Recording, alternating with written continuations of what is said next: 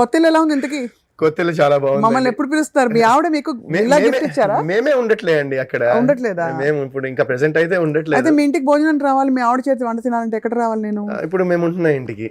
ఉంటున్న ఇంటికి రావాలి. ఇప్పుడు ఉంటున్న ఇంటికి రావచ్చు. సో ఈ విల్లా గిఫ్టా మీకు? యా. For what? బర్త్డేయా? బర్త్డేకి. నా బర్త్డే ఎప్పుడు చెప్తాను, మీ ఆవిడకి చెప్తారా? 100% చెప్తాను.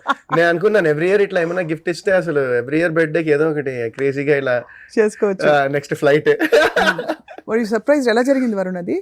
నో, ఐ వాజ్ యాక్చువల్లీ ఇది ఒక almost 3 years back she purchased it. 3 years back కూడా ఏంటంటే ఒక రోజు నేను పడుకున్నాను, పొద్దున్నే వచ్చేసి సందు అర్జెంట్గా ఒక సంతకం పెట్టాలి దేనికో అని చెప్తే ఇంకా నేను నిద్ర మత్తులో ఉన్నాను. ఇంకా లేచి అరే ఏంటి ఏమైందంటే అర్జెంట్గా కావాలి దేనికో పంపించాలి మనం ఇది ఏదో అని చెప్తే నేను సంతకం పెట్టేశా. ఆ టైంలో నాకు తెలియదు అనమాట ఇల్లుకని చెప్పి.